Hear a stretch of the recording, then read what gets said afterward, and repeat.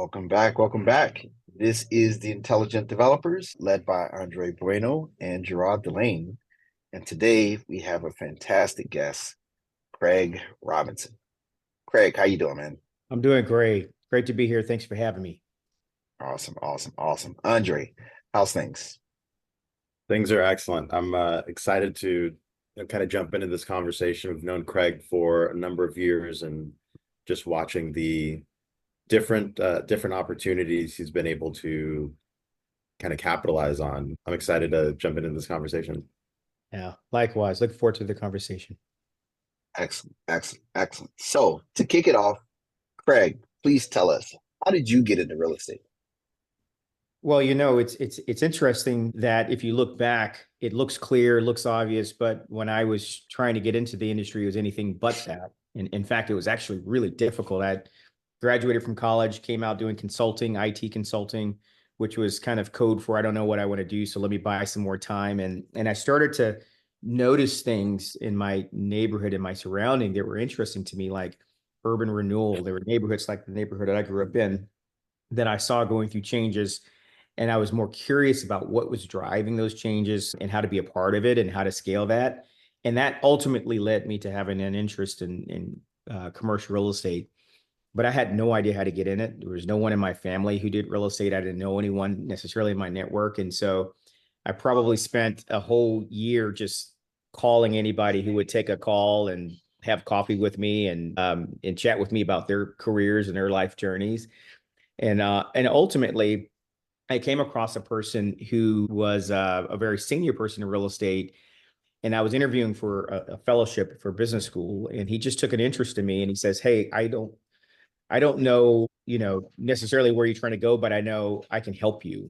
So ultimately, this gentleman made a few phone calls and said to the folks at Cushman and Wakefield, "I've got a young person who's trying to get in the industry. Would you be willing to give him an internship?" And literally, it wasn't, I don't even think it was a paid internship, but it was someone willing to use their political capital to put a request in to sponsor me and ultimately gave me an internship.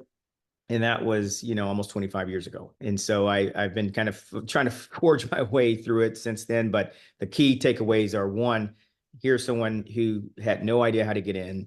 Two, it took someone who was already in to kind of say, "Hey, I'll help you and I'll make a call for you." And ultimately, the rest was up to me.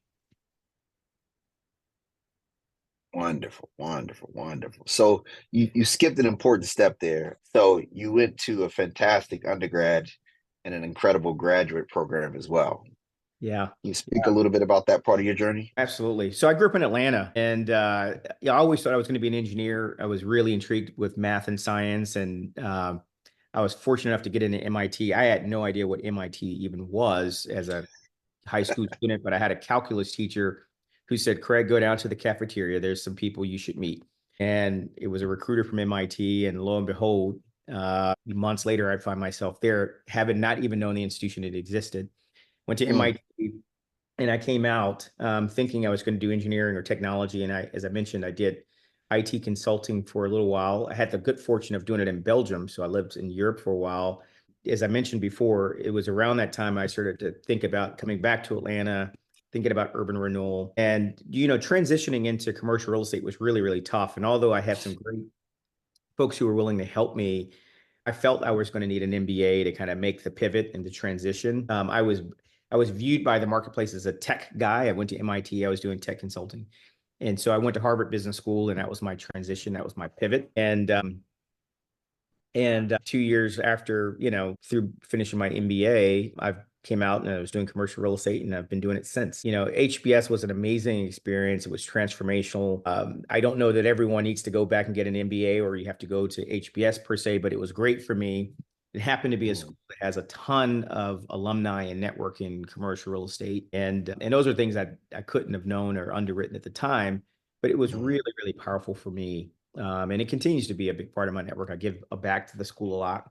And when I came out of HBS, I wanted to be a developer, but the market was crashing. It was not the best time to want to be a developer, or even a good time to be one. Even if you were a developer at the time, people weren't busy. So unbeknownst to me, I thought I was just going to park in the real estate services space for a little bit, because that was a part of the industry that was still growing, it was still expanding, it was still active.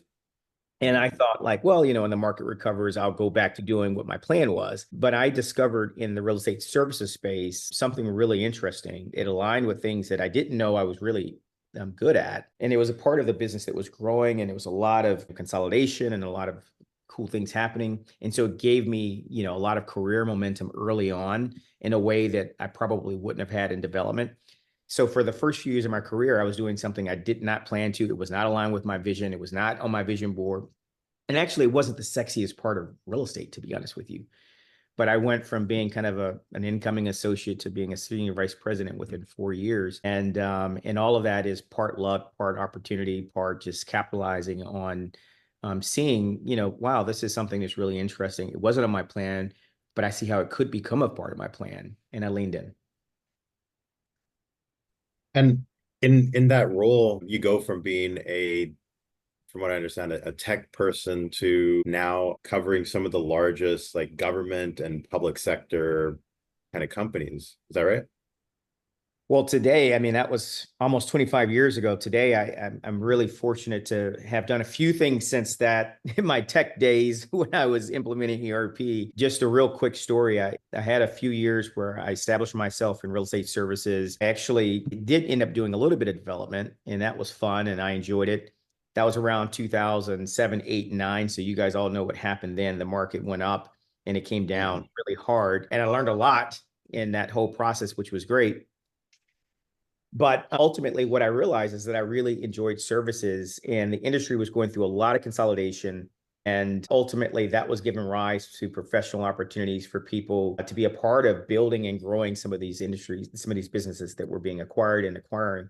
So I was a division president, probably at the age of 35. I was running a division within a company that is now Cushman and Wakefield. Did that for a few years. We sold the company and had a successful exit. And I then went on to run the US region for Colliers International. And I was definitely dealing with imposter syndrome. I'm at this point probably 38, 39, and I'm now responsible for $1 billion business. I'm responsible for property management, brokerage, capital markets.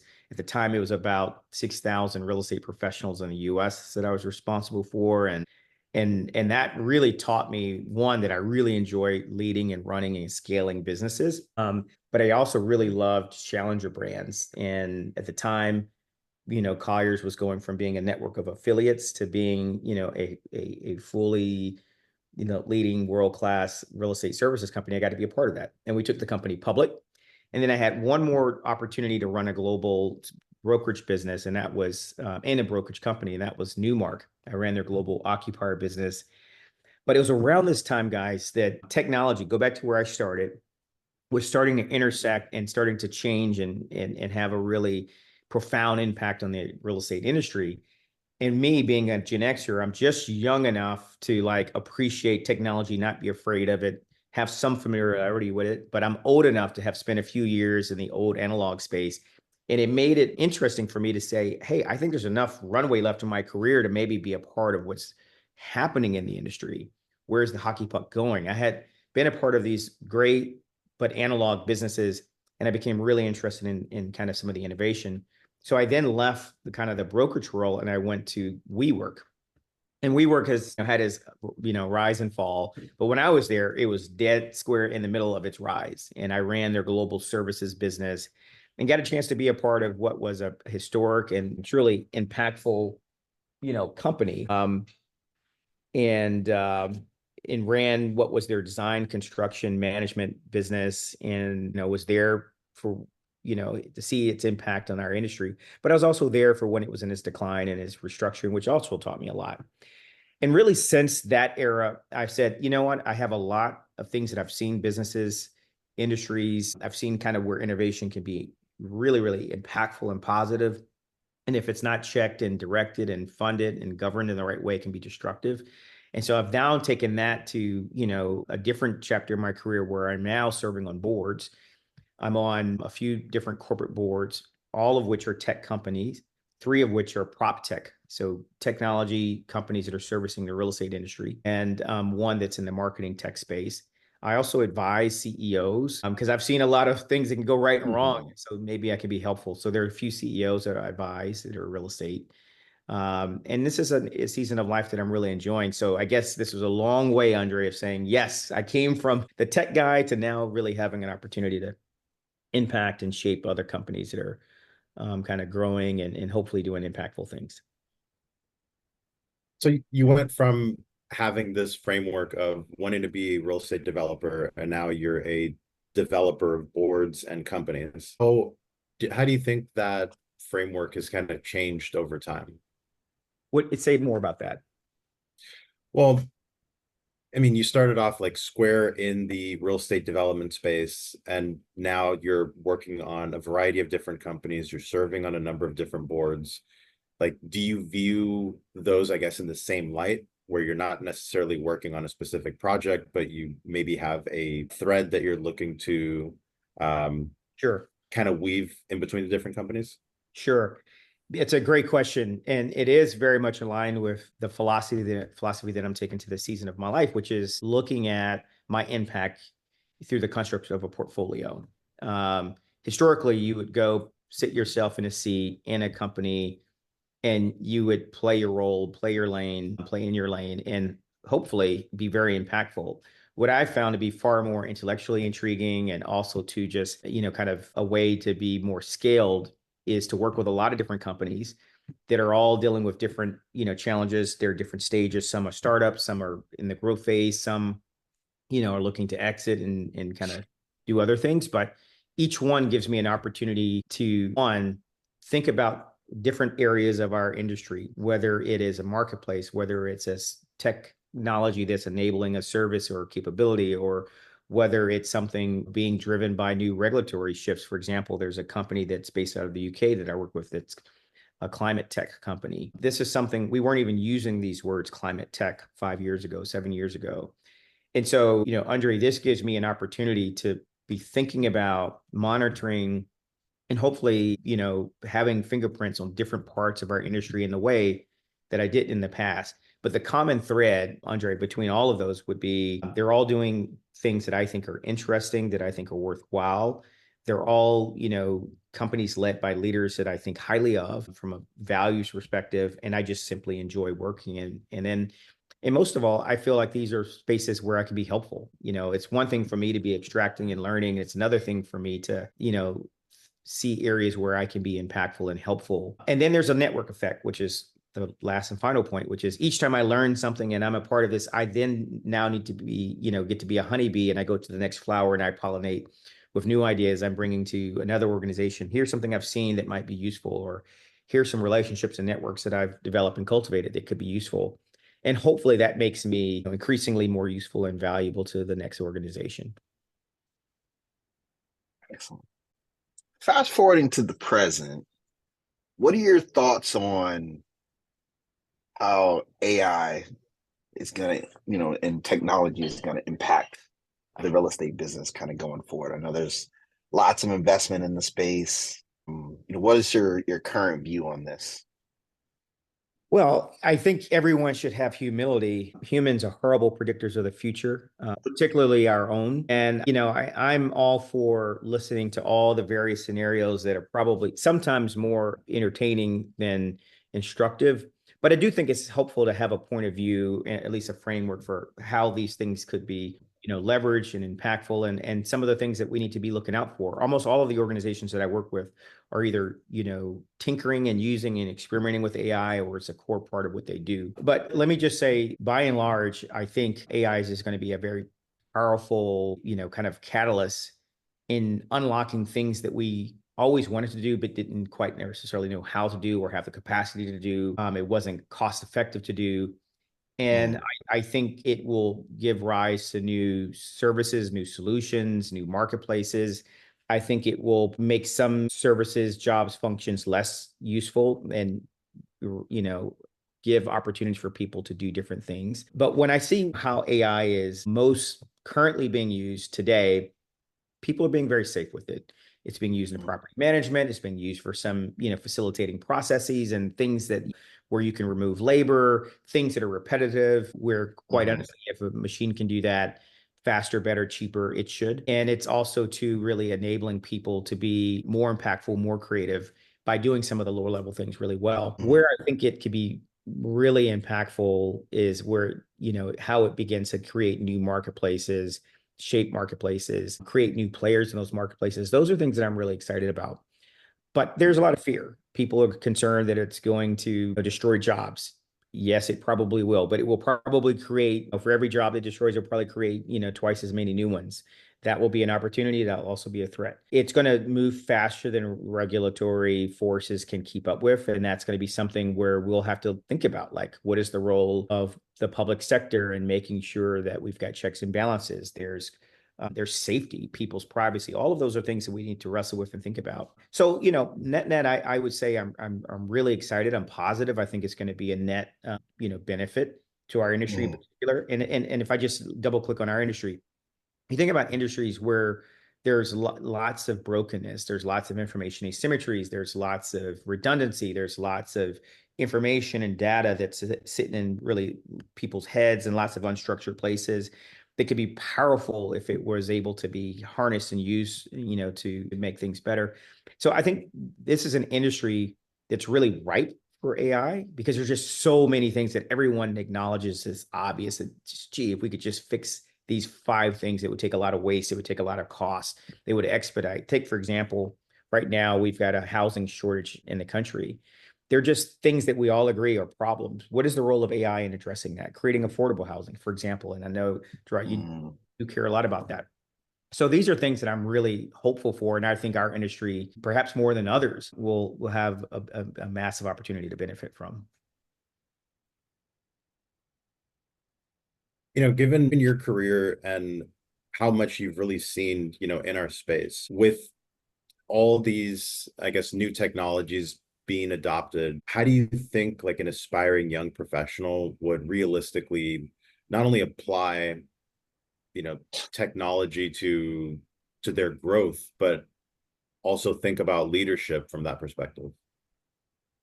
Anyone who's beginning their career today or recently began their career in our industry has a massive advantage, a massive advantage. Why do I say that? Glad you asked.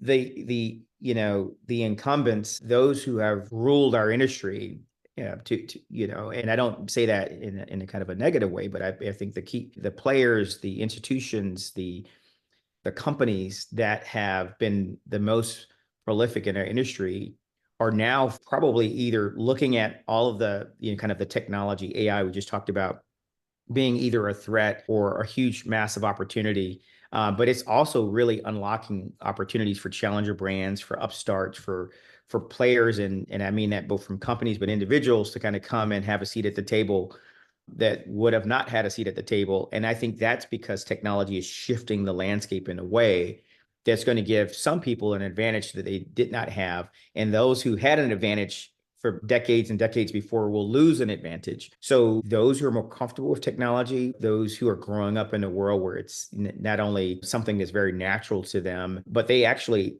have an advantage because they understand it in a way that those who are trying to play catch up, who basically have had their heads in the sand saying maybe this thing will go away, they're going to grow up with an advantage because that's going to be their right hand advantage. And I think this, whether you're working inside of an organization and a legacy organization, or you're part of an upstart, that is going to give you the ability to compete in a way that folks like myself and earlier did not have.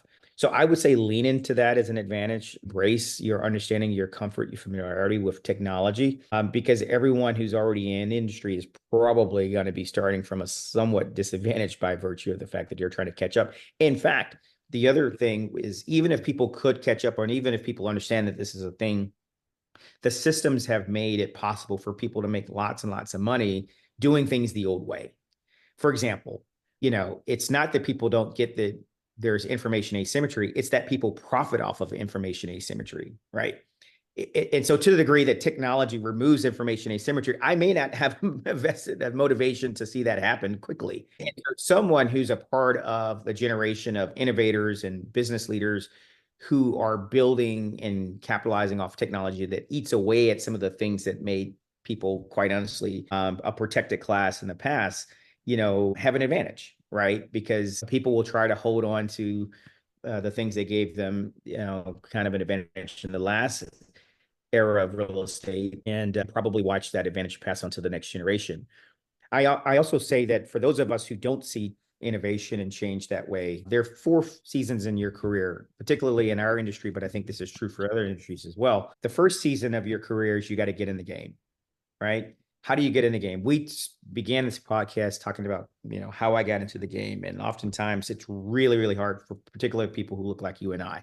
If you don't know someone in this industry, if you don't have a sponsor, you don't have someone who kind of air quote hooks you up, it's tough. But once you get in, that's only really the first stage. Then you got to, the next stage, stay in the game. How do you stay in the game? I can tell you just how many people who went into this industry and who did not have the financial wherewithal, who didn't have the mentorship, who did not have what it takes to stay in the game, and they get weeded out. If you're a broker, once you're off, run through your draw, what do you have?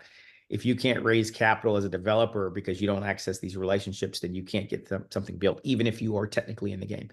And then once you're in the game, you've managed to stay in it, maybe for a cycle. Then the next season is winning the game. Like, how do you win the game?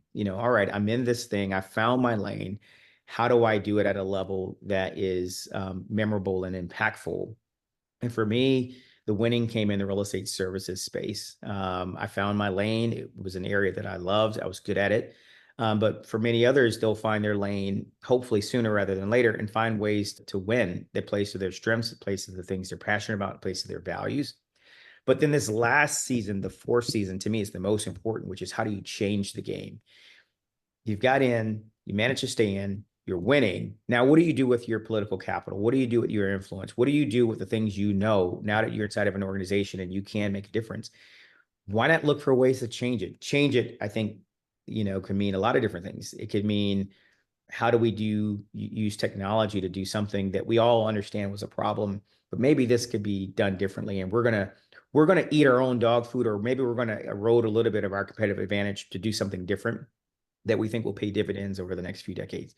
But changing the game could also mean, like, how do I make it easier for someone to get into the game, right? Let's go back and make it easier for people to get in. Or, how can we, do things in the industry that makes the overall world and society better? For example, some of the,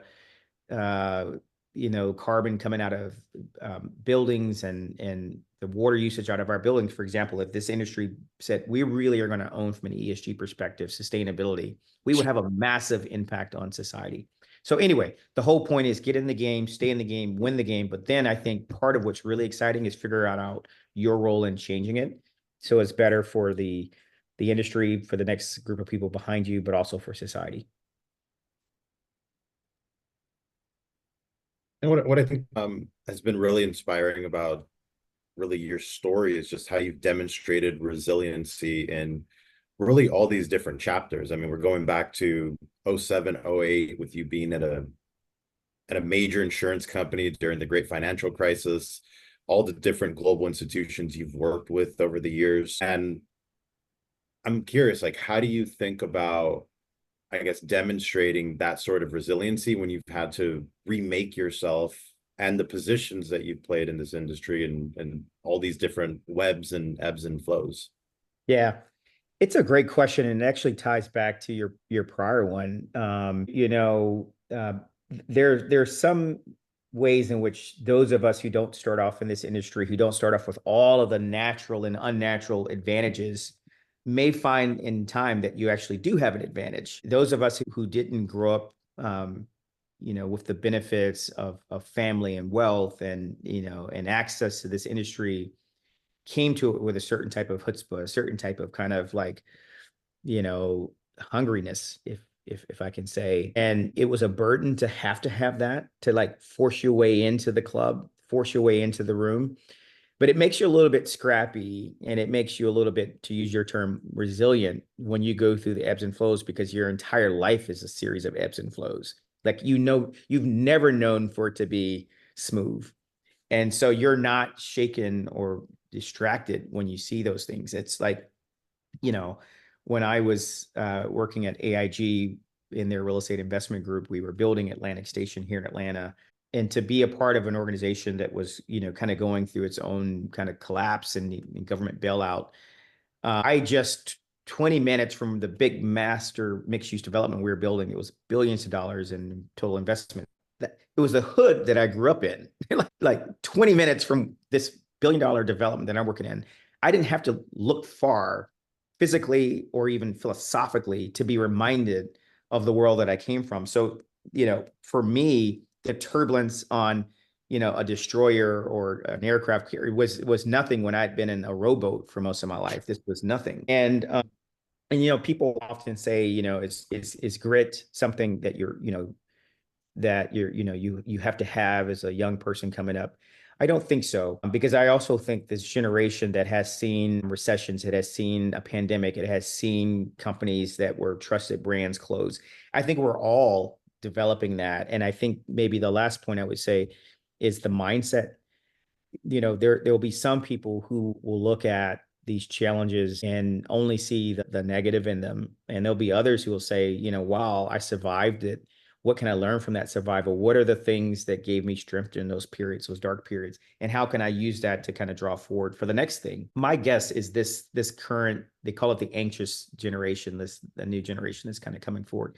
They're probably are going to be even better equipped than maybe my generation and generations prior. But I would just say categorically, those of us who've experienced hardship in our life, particularly early on when you're in the character development phase of your life, will hopefully see that becomes a source of strength, not only in terms of resilience, but perspective, right? Perspective is, I've seen things like this before. I've seen worse. And I'm okay with the idea that I might see worse in the future, but this too shall pass, and you can make it through it. Beautiful. So, Craig, if you had to give advice to 21-year-old Craig, what advice would you give him today? It's actually a very appropriate question, because I'm in the process of writing a book, not to my inner child, but hopefully to everyone's inner child, who realized that we should have sooner in our lives been solving for a world that aligned with our authentic selves, not the self that we thought was acceptable, that was promotable. Hopefully we'd be solving for a world that is centered around our happiness and our joy, not just our success. And I think my younger self, saw the world as an opportunity, but saw the world as a world that I had to go succeed and accomplish and achieve, and that happiness would come as a consequence. I would now go back and say, dear Craig Jr., what is it that brings you joy? What is it that brings you happiness? What are the things that you love doing? Focus on those things sooner.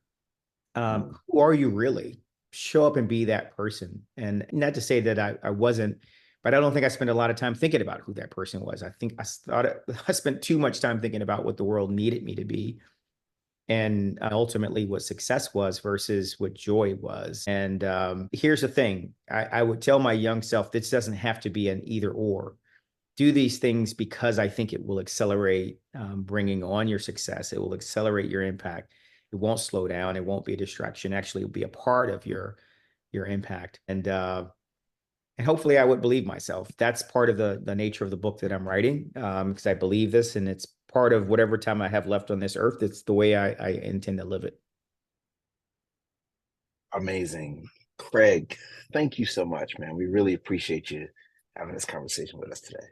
Absolutely. Guys, thanks for having me on. And when I'm done with my book, we'll have another conversation. Perfect. Thanks for having me.